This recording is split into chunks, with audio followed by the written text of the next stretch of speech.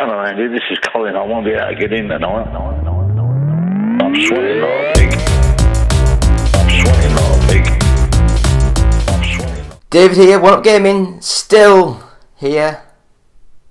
Episode 363. Yeah, podcast. Games been playing this week.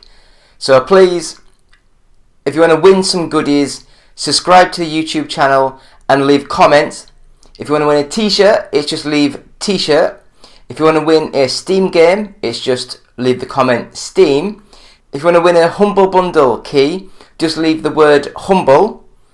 And if you want to win an Evercade cartridge, just thanks to the Interplay Collection 2, just subscribe to the YouTube channel and leave the comment Evercade. I think that's all the stuff we've got to give away. I think that's it. So we'll move straight into the games we've been playing this week. So first of all, we have Sonic Generations. And Sonic Generations is a game that I love. It's got the best parts of the games. It's got the 2D sort of like Sonic games and the really fast running to the screen sort of games. It doesn't try to mix and match other ideas of the Sonic sort of franchises. Yeah, so one of the biggest problems I had with this sort of game, especially when it first came out, I don't know if it was like the technology of the LCD screens back in the day, because I've never had a really good TV, you know, like the 4K 120Hz sort of screens. And when I was playing this, it seemed like the background would kind of judder, as if like it couldn't quite keep up with the refresh rate of the screen.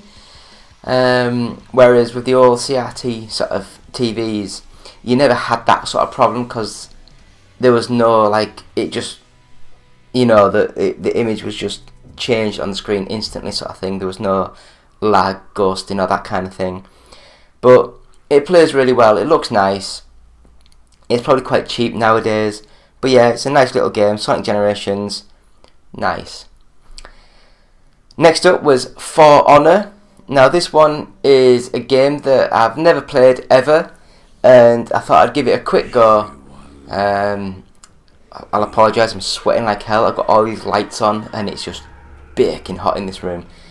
But For Honor, when I was played it, I can see the appeal of, it's got a lot of depth, a lot of strategy.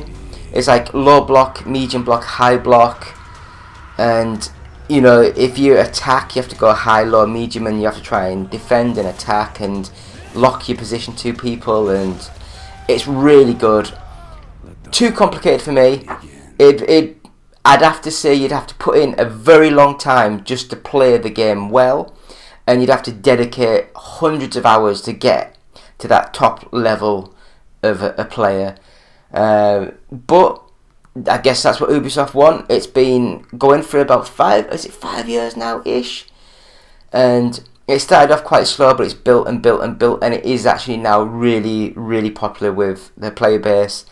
And graphically it's stunning, and I do love it. I think it's a really good game. It's just too complicated for me. Next up, we have a quick demo to play, and that was Lies of P. And this one is, it's like a Souls sort of game, like a Bloodborne sort of game, and it's just not as good. It's okay, it's just not as good. Graphically, it's not quite there. The movement isn't quite there. It's good, but it's like, there's the Souls games, and it's just like the next step down sort of tier. It's not like a high budget, massive game. It's just the next little level down. It's still good. I still recommend playing the game, but I wouldn't buy the game for like 50, 60, well I guess about 70 quid now they are, until I've read reviews and I've, you know, put a bit more time into that demo, because it's good. I just don't know if it's worth that kind of money. So next up, Dark Quest 3, and this one, I think I gave it a quick play. I think there's a review up on the website. I can't even remember what the hell it was now. It's that long ago since I played it.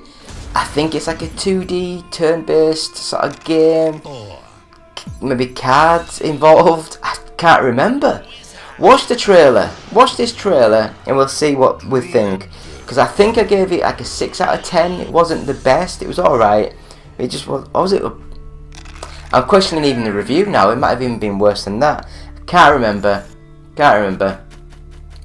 Moving slowly on, we have Batora Lost Haven, and this one is a strategy, action, story-driven, one-player, single-player, narrative-based game, like third-person action-adventure, more like the old-style Resident Evil kind of things, just like a lot. Do you know what? Scrap all that. I believe this one's like more like a twin stick sort of shooter, but it does have a lot of story and a lot of elements to it. I really should have looked at some of these ones before I started talking about them. This must have been the time of when I was playing a few games and they're all just mixed into one. But yeah, I think this one, you land on a planet or land on another dimension. Your friend's being taken away by the enemy, and you have to make friends and join up, and you're can do magic and spells and stuff. If it's the game I'm thinking of, it played well, it looked nice. I know I got into the story quite well. It's like stupid, cheesy, but quite fun, and I quite enjoyed. It's just a simple fetch questy sort of levels. Go to this person, talk to that person, get this power, do this thing, go to that area, that type of thing. And I quite enjoyed the game. So that's Barata. I'm thinking of Baraka. Batora Lost Haven. And this next one, I have to remember what the hell this was, because it was Tram Sim. So it's like a simulation of trams. Now, brought up in the UK in Thirsk. Now that means that it's a tiny little town, and we had farming, sort of like farms. So I saw a lot of farming equipment, tractors, combine harvesters and all that malark. But we weren't like a city, so we never had the tram lines running through. And whenever I see places with trams, I just get scared, because I'm so used to just seeing a bus, and I don't know what the hell a tram is. But this is just a simulator game. You get into the tram, you actually press buttons, set the brakes off, set the speed going, and go to the platform, slow down, stop, and that. If you are interested in sort of like a train sim sort of game, then this is perfect. I'd have a guess it's been built on the engine of a train sim sort of game, just making the same sort of game, just like a little bit different, try and sell to other people. But yeah, graphically it was alright, it played well, it looked nice. It was a bit complicated, but again, I don't know nothing about trams. And the final game we played this week is a game called Accident, and this is another one of those weird and wonderful sim sort of games, but I loved the story. This one, it's you come to an accident scene, and there's like people dead, people alive, cars upside down, on fire, that kind of thing, and you have to go place the stop signs and stuff, the emergency sort of signs on the road.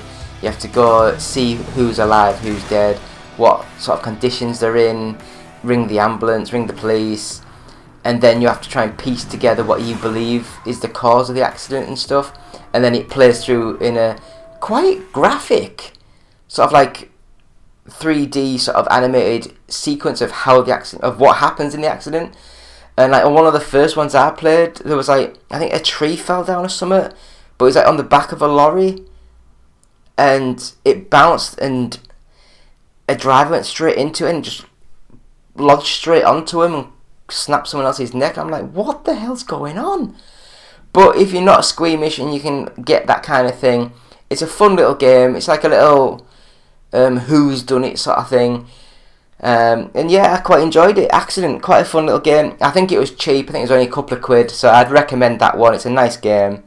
So as always, on the YouTube channel, every Monday we have the UK Top 40s gaming charts. Every Tuesday we have the Boosteroid video. Every Wednesday we have Which is Best. Every Thursday we have the Retro Thursday.